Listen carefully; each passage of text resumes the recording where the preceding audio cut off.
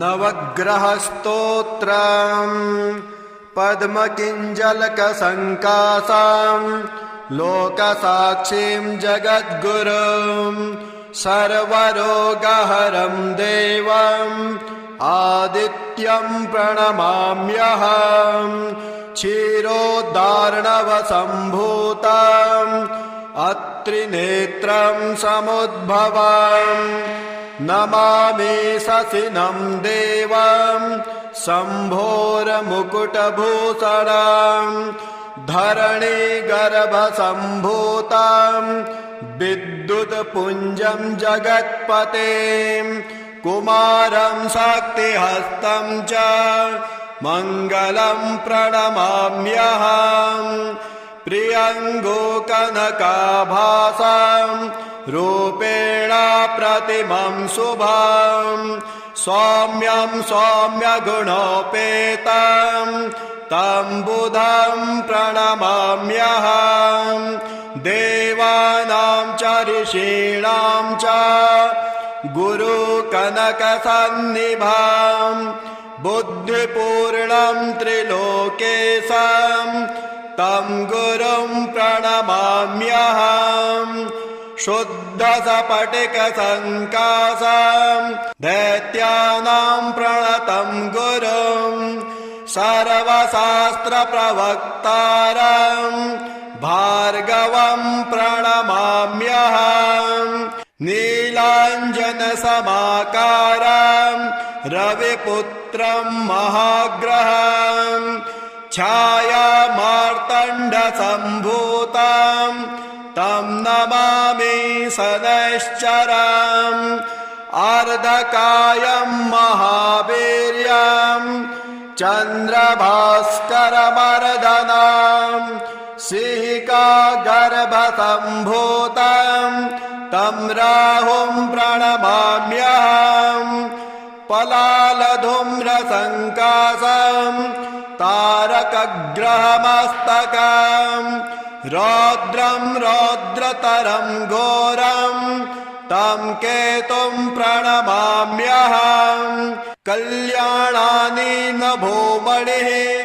सुललितं कीर्तिकलानां निधिम् शौर्यं क्षमातनयः बुधश्च बुधतां जीवश्चिरञ्जीविताम् साम्राज्यं भृगुयोर्कजो विजयितां राहुं बहुकर्षताम् केतुर्यच्छतु वाञ्छितम् मम फलं सर्वे ग्रहा सादराः न्यूनातिरिक्ता न्यपरिस्फुटानि कर्माणि यानिह मया कृतानि सर्वाणि चेतानि मम क्षमध्वम् प्रयातु तुष्टा पुनरागमाय अन्यथा शरणं न्यास्ते योऽयं मे शरणं सदा तस्मात् कारुण्यभावेन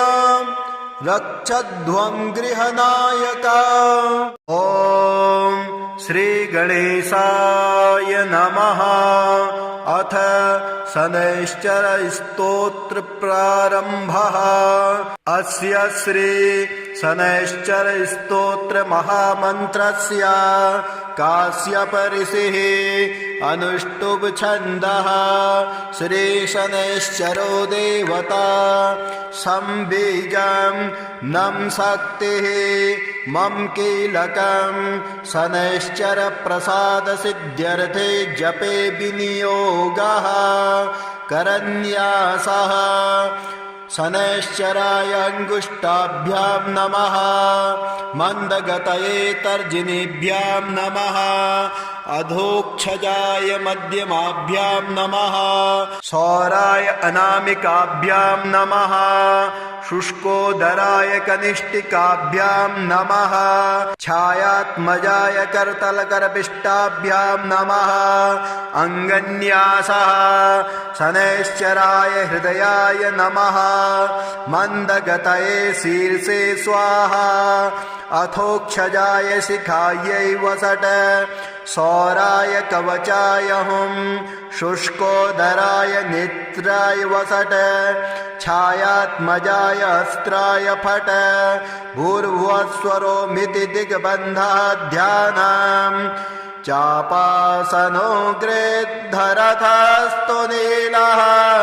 प्रत्यङ्मुखकाश्यपगोत्रजातः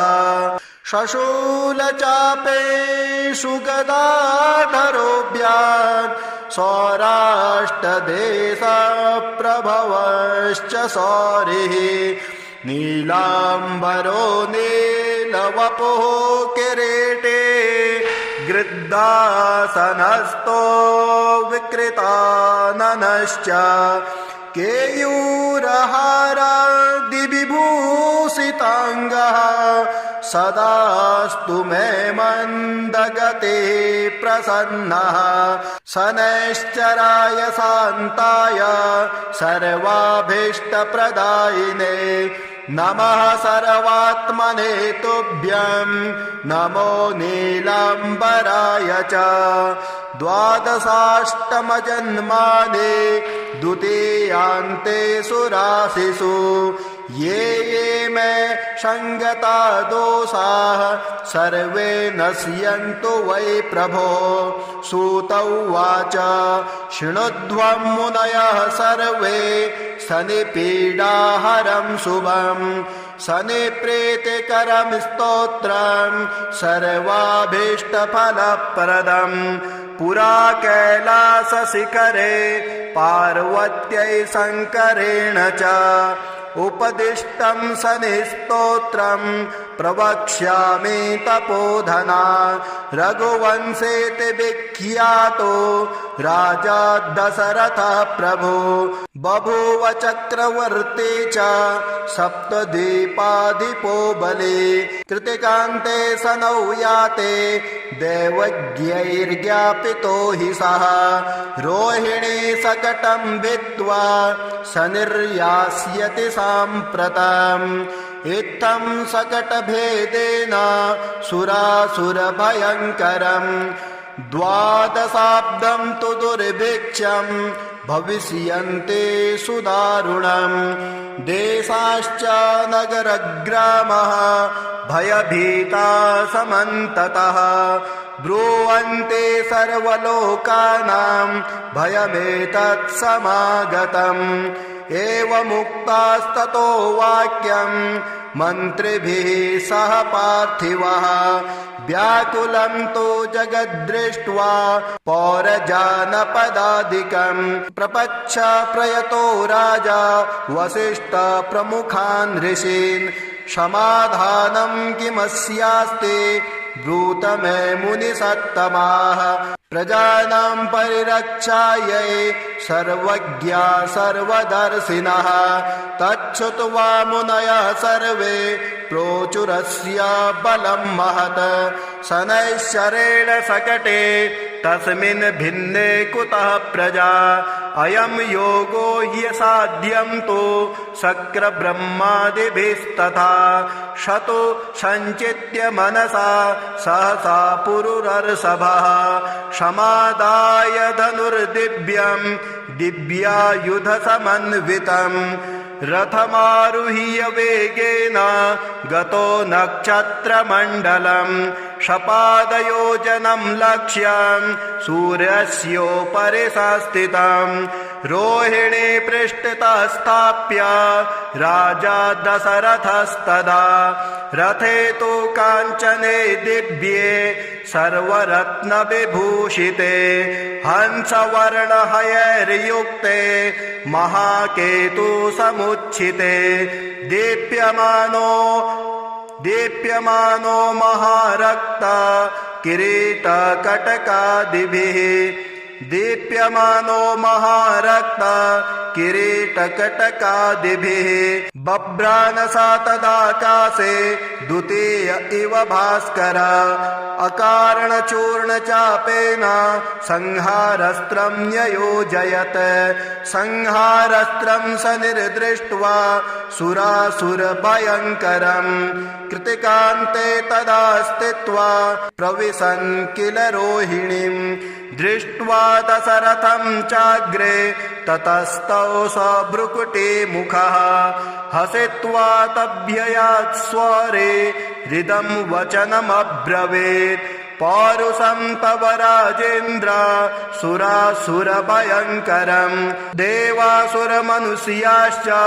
सिद्धविद्याधरोरगाः मयावलोकिताः सर्वे दैन्यमासो व्रजन्ति ते तुष्टोऽहं तव राजेन्द्र तपसा पौरुषेण च वरं ब्रूहि प्रदास्यामि मनसा यदभीप्सितं दशरथ उवाच प्रसादं कुरु मे सौरे वरदो यदि मे स्थितः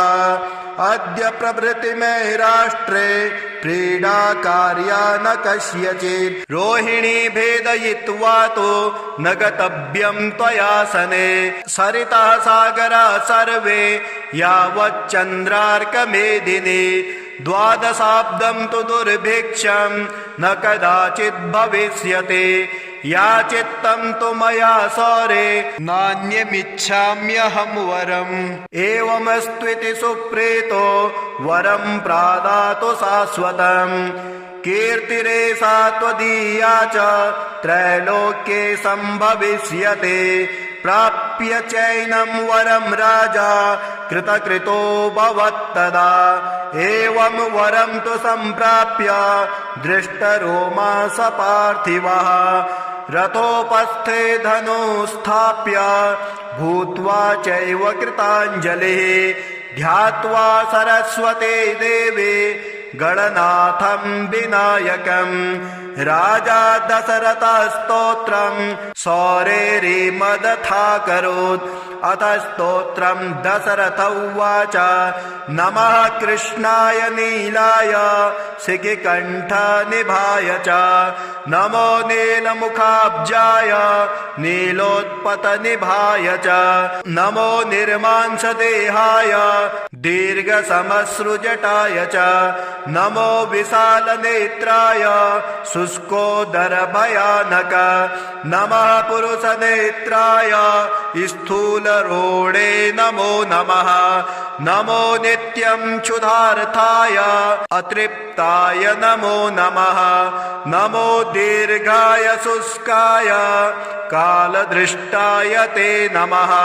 नमस्ते घोररूपाय दुर्निरीक्षाय ते नमः नमो घोराय रौद्राय भीषणाय करालिने नमस्ते सर्वभक्षाय वलिमुख नमोऽस्तु ते सूर्यपुत्र नमस्तेस्तु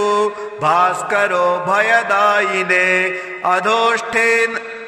अधोष्ठे नमस्तेस्तु संवर्तक नमो नमः नमो मन्दगते तुभ्यं निस्त्रिसाय नमो नमः नमो दुस्सहदेहाय नित्ययोगरताय च ज्ञानदृष्टे नमस्तेस्तु कश्यपात्मजसूनवे तुष्टो ददासि त्वं राज्यं क्रुद्धो हरसि तत्क्षणात् देवासुरमनुष्याश्च सिद्धविद्याधरोरगाः त्वयावलोकिताः सर्वे दैन्यमासो व्रजन्ति ते ब्रह्मा शक्रो यमश्चैव ऋषयः सप्तसागरः राज्यभ्रष्टा भवन्तेह तव दृष्ट्यावलोकिता देशाश्च नगरग्रामः दीपाश्च गिरयस्तथा सरितः सागराः सर्वे नासं नश्यन्ति समूलतः प्रसादं कुरु मे सौरे वरदोषे महाबला इति स्तोत्रम् एवमुक्तास्तदा सौरिः ग्रहराजो महाबलः अब्रवीच्च स निर्वाक्यम् दृष्टरोमा स भास्करः स निर्वाच तुष्टोऽहं तव राजेन्द्र स्तोत्रेणानेन सुब्रत वरं ब्रूहि प्रदास्यामि मनसा यदि भीप्सितं दशरथ उवाच प्रसन्नो यदि मे सौरे पीडा कुरु न कस्यचिद् देवासुरमनुष्याणां पशुपन्नगपक्षिणां स निर्वाच ग्रहणाश्च ग्रहाज्ञेया ग्रहापीडाकरा स्मृताः अदेयोऽपि वरोऽस्माभिः तुष्टोऽहं तु ददामि ते देवासुरमनुष्याश्च सिद्धविद्याधरोरगाः पशुपक्षी मृगाः वृक्षा पीडा मुञ्चन्तु सर्वदा त्वया प्रोक्तमिदं स्तोत्रं या पठेद्दिह मानवः एककालं क्वचित् कालं पीडा मुञ्चापि तस्य वै मृत्युस्थाने गतो वापि जन्मव्ययगतोऽपि वा पठन्ते श्रद्धया युक्तः शुचिः स्नात्वा समाहितः समिपत्रे सभर्यश्च प्रतिमां लोहजा मम माशौदानं तिलैर्मिश्रं दद्यालोहं तु दक्षिणां कृष्णाङ्गं महिषं वस्त्रं मानुदिश्य द्विजातये मदिने तु विशेषेण स्तोत्रेणानेन पूजयेत् पूजयित्वा जपेत् स्तोत्रं भुक्त्वा चैव कृताञ्जलिः तस्य पीडां न चैवाहं करिष्यामि कदाचन गोचरे जन्मलग्ने वा दशास्वन्तर्दशासु च रक्षामि सततं तस्य पीडास्वनग्रहस्य च अनेनैव प्रकारेण पीडामुक्तं जगद्भवेत् सूत उवाच वरद्वयं तु सम्प्राप्य राजा दशरथस्तदा मेने कृतास्थमात्मानं नमस्कृत्य शनैश्चरं शनिना चाभ्ययुज्ञातः स्वस्थानं गमत् नृपः स्वस्थानं च ततो गत्वा प्राप्तकामो भवत्तदा कोणः शनैश्चरो मन्दः छाया हृदयनन्दनः मार्तण्डजस्तथा सौरिः पाताङ्गिर्ग्रहनायकः ब्रह्मण्यः क्रूरकर्मा च नीलवस्त्रोञ्जनद्धुतिः द्वादशैतानि नामानि यः पठेच्च दिने दिने विषमस्तोऽपि भगवान् सुप्रीतस्य तस्य जायते मन्दवारे शुचि स्नात्वा मिताहारो जितेन्द्रियः तद्वर्णकुसुमैर्युक्तं सर्वाङ्गं द्विजसत्तमाः पूरयित्वान्नपान्नादये स्तोत्रं यः प्रयतः पठेत् पुत्रकामो लभेत् पुत्रं धनकामो लभेत् धनं राज्यकामो लभेत् राज्यं जयार्थी विजयी भवेत् आयुष्कामो लभेदायुः श्रीकामः श्रियमाप्नुयात् यद्यदिच्छति तत्सर्वं भगवान् भक्तवत्सलः चिन्तितानि च सर्वाणि ददाति न च संशयः ॐ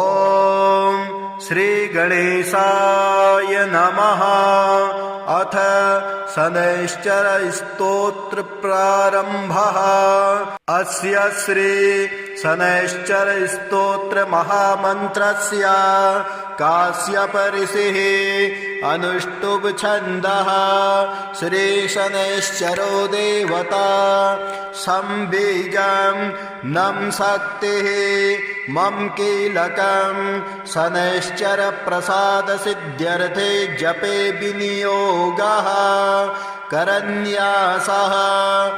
शनैश्चराय अङ्गुष्ठाभ्यां नमः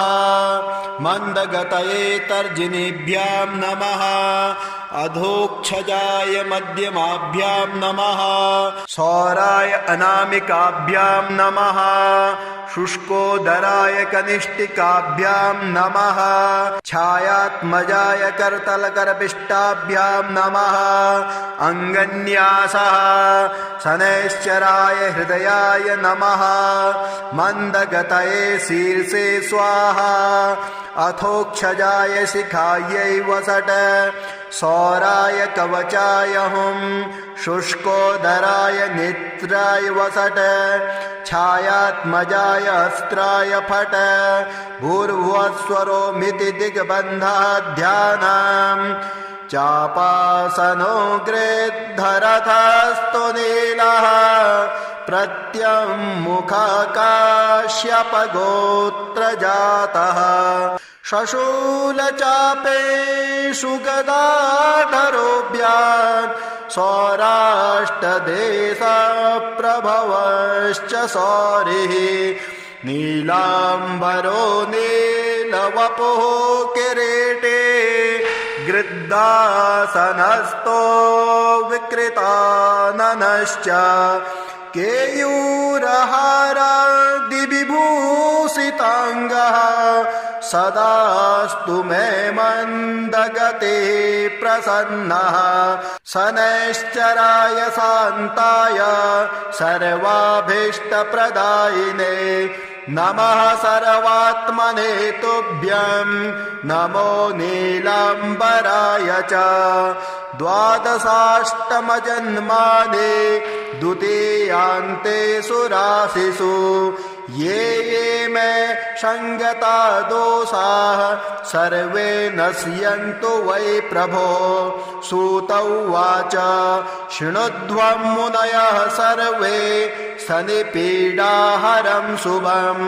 शनिप्रीतिकरं स्तोत्रं सर्वाभीष्टफलप्रदं पुरा कैलासशिखरे पार्वत्यै शङ्करेण च उपदिष्टं शनिस्तोत्रं प्रवक्ष्यामि तपोधना रघुवंशेति विख्यातो राजा दशरथः प्रभो बभूव चक्रवर्ती च सप्तद्वीपाधिपो बले कृतिकान्ते शनौ याते दैवज्ञैर्ज्ञापितो हि सः रोहिणी शकटं भित्त्वा शनिर्यास्यति साम्प्रतम् इत्थं शकटभेदेन सुरासुरभयङ्करम् द्वादशाब्दं तु दुर्भिक्षं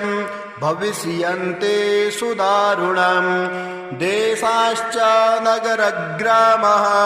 भयभीता समन्ततः ब्रुवन्ते सर्वलोकानां भयमेतत् समागतम्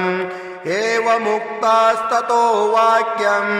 मन्त्रिभिः सह पार्थिवः व्याकुलं तु जगद्दृष्ट्वा पौरजानपदादिकम् प्रपच्छ प्रयतो राजा वसिष्ठ प्रमुखान् ऋषीन् समाधानं किमस्यास्ति ब्रूत मे मुनिसत्तमाः प्रजानां परिरक्षायै सर्वज्ञा सर्वदर्शिनः तच्छ्रुत्वा मुनयः सर्वे प्रोचुरस्य बलं महत् शनैश्चरेण शकटे तस्मिन् भिन्ने कुतः प्रजा अयं योगो ह्यसाध्यं तु शक्रब्रह्मादिभिस्तथा शतो सञ्चित्य मनसा सहसा पुरुरर्षभः समादाय धनुर्दिव्यं दिव्यायुधसमन्वितं रथमारुह्य वेगेन गतो नक्षत्रमण्डलं शपादयोजनं लक्ष्यं सूर्यस्योपरि संस्थितं रोहिणी पृष्ठतः स्थाप्य राजा दशरथस्तदा रथे तु काञ्चने दिव्ये सर्वरत्नविभूषिते हंसवर्णहयैर्युक्ते महाकेतु समुच्छिते दीप्यमानो महारक्ता किरीटकटकादिभिः दीप्यमानो महारक्ता किरीटकटकादिभिः बभ्रानसा तदाकाशे द्वितीय इव भास्कर अकारणचूर्णचापेन संहारस्त्रं न्ययोजयत् संहारस्त्रं स निर्दृष्ट्वा सुरासुरभयङ्करम् कृतिकान्ते तदा स्थित्वा प्रविशन् किल रोहिणीम् दृष्ट्वा दशरथं चाग्रे ततस्तौ स भ्रुकुटी मुखः हसित्वा तभ्ययात् स्वरे हृदं वचनमब्रवीत् पौरुषं तव राजेन्द्र सुरासुरभयङ्करम् देवासुरमनुष्याश्च सिद्धविद्याधरोरगाः मयावलोकिताः सर्वे दैन्यमासो व्रजन्ति ते तुष्टोऽहं तव राजेन्द्र तपसा पौरुषेण च वरं ब्रूहि प्रदास्यामि मनसा यदभीप्सितम् दशरथ उवाच प्रसादं कुरु मे सौरे वरदो यदि मे स्थितः अद्य प्रभृति मे राष्ट्रे क्रीडा कार्या न कस्यचित् रोहिणी भेदयित्वा तो न गतव्यं त्वया सने सरितः सागरा सर्वे यावच्चन्द्रार्कमेदिनी द्वादशाब्दं तु दुर्भिक्षं न कदाचित् भविष्यति याचित्तं तु मया सौरे नान्यमिच्छाम्यहं वरम् एवमस्त्विति सुप्रीतो वरं प्रादातु शाश्वतम् कीर्तिरेषा त्वदीया च त्रैलोक्ये सम्भविष्यते प्राप्य चैनं वरं राजा कृतकृतो भवत्तदा एवं वरं तु सम्प्राप्य दृष्टरोमा स पार्थिवः रथोपस्थे धनुस्थाप्य भूत्वा चैव कृताञ्जलिः ध्यात्वा सरस्वती देवी गणनाथं विनायकम् राजा दशरथस्तोत्रं सौरेरिमदथाकरोत् अथ स्तोत्रं दशरथ उवाच नमः कृष्णाय नीलाय शिखिकण्ठनिभाय च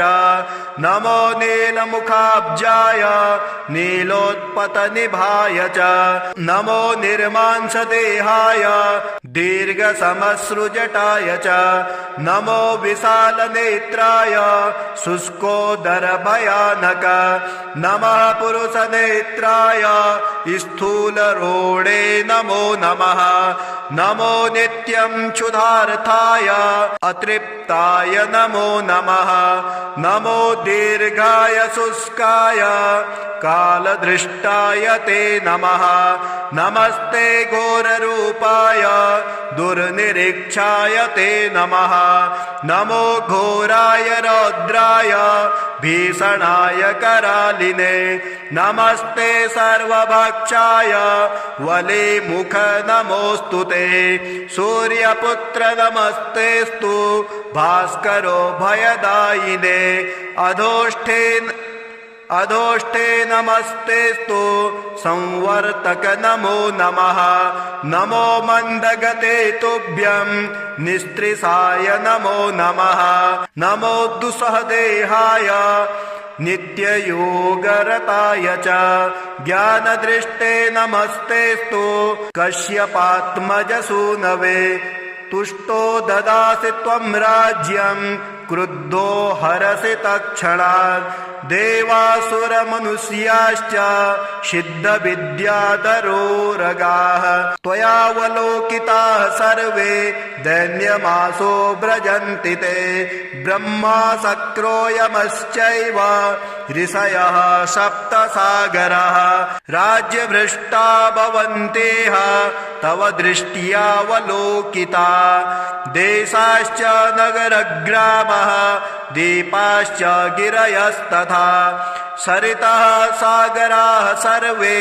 नाशं नश्यन्ति समूलतः प्रसादं कुरु मे सौरे वरदोषे महाबल इति स्तोत्रम् एवमुक्तास्तदा सौरिः ग्रहराजो महाबलः अब्रवीच्च स निर्वाक्यं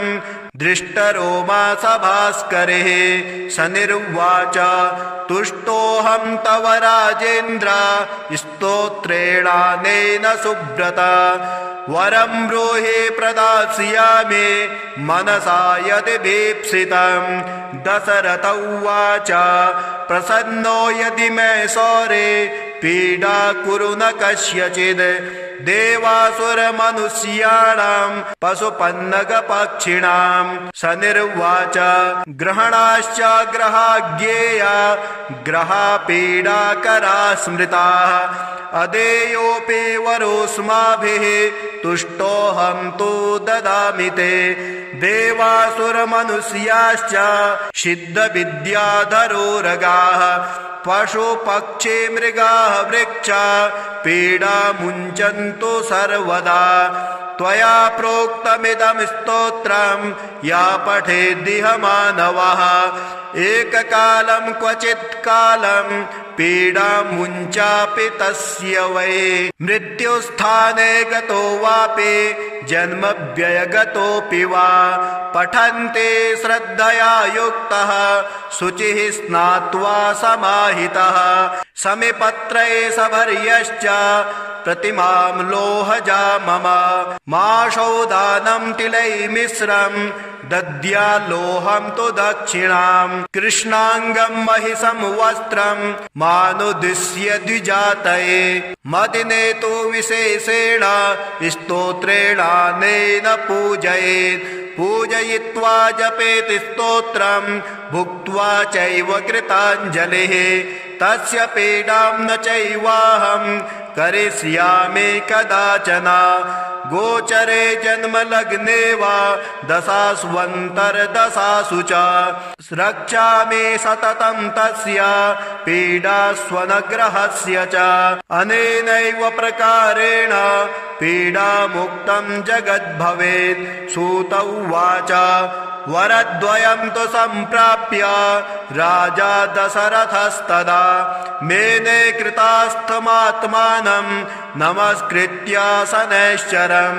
शनिना चाभ्ययुज्ञातः स्वस्थानं गमत् नृपः स्वस्थानं च ततो गत्वा प्राप्तकामो भवत्तदा कोणः शनैश्चरो मन्दः छाया हृदयनन्दनः मार्तण्डजस्तथा सौरिः पाताङ्गिर्ग्रहनायकः ब्रह्मण्यः क्रूरकर्मा च नीलवस्त्रोञ्जनद्धुतिः द्वादशैतानि नामानि यः पठेच्च दिने दिने विषमस्तोऽपि भगवान् सुप्रीतस्य तस्य जायते मन्दवारे शुचि स्नात्वा मिताहारो जितेन्द्रियः तद्वर्णकुसुमैर्युक्तं सर्वाङ्गं द्विजसत्तमाः पूरयित्वान्नपान्नादये स्तोत्रं यः प्रयतः पठेत् पुत्रकामो लभेत् पुत्रं धनकामो लभेत् धनं राज्यकामो लभेत् राज्यं जयार्थी विजयी भवेत् आयुष्कामो लभेदायुः श्रीकामः श्रियमाप्नुयात् यद्यदिच्छति तत्सर्वं भगवान् भक्तवत्सलः चिन्तितानि च सर्वाणि ददाति न च संशयः नवग्रहस्तोत्रम् पद्मकिञ्जलकसङ्कासां लोकसाक्षीं जगद्गुरुं सर्वरोगहरं देवम् आदित्यं प्रणमाम्यहम् क्षीरोदार्णवसम्भूतम् अत्रिनेत्रं समुद्भवम् नमामि शशिनं देवं शम्भोरमुकुटभूषणं धरणीगर्भसम्भूतं विद्युत्पुञ्जं जगत्पतें कुमारं शक्तिहस्तं च मङ्गलं प्रणमाम्यहम् प्रियङ्गो कनकाभासं रूपेण प्रतिमं शुभं सौम्यं सौम्यगुणोपेतं तं बुधं प्रणमाम्यहम् देवानां च ऋषीणां च गुरुकनकसन्निभं बुद्धिपूर्णं त्रिलोकेशं तं गुरुं प्रणमाम्यहम् शुद्धसपटिकसङ्काशं दैत्यानां प्रणतं गुरुं सर्वशास्त्रप्रवक्तारं भार्गवं प्रणमाम्यहम् नीलाञ्जनसमाकारं रविपुत्रं महाग्रहं छायामार्तण्डसम्भूतं तं नमामि शनैश्चरम् अर्धकायं महावीर्यं चन्द्रभास्करमर्दनं सिंहिकागर्भसम्भूतं तं राहुं प्रणमाम्यहम् पलालधूम्रसङ्काशं तारकग्रहमस्तकम् रौद्रं रौद्रतरं घोरं तं केतुं प्रणमाम्यहम् कल्याणानि नभोमणिः सुललितं कीर्तिकलानां निधिं शौर्यं क्षमातनयः बुधश्च बुधतां जीवश्चिरञ्जीवितां साम्राज्यं भृगुयोर्कजो विजयितां राहुं बहुकर्षतां केतुर्यच्छतु वाञ्छितं मम फलं सर्वे ग्रहा सादराः न्यूनातिरिक्ता न्यपरिस्फुटानि कर्माणि यानिह मया कृतानि सर्वाणि चेतानि ममच्छमध्वं प्रयातु तुष्टा पुनरागमाय अन्यथा शरणं न्यास्ते योऽयं मे शरणं सदा तस्मात् कारुण्यभावेन रक्षध्वं गृहनायक।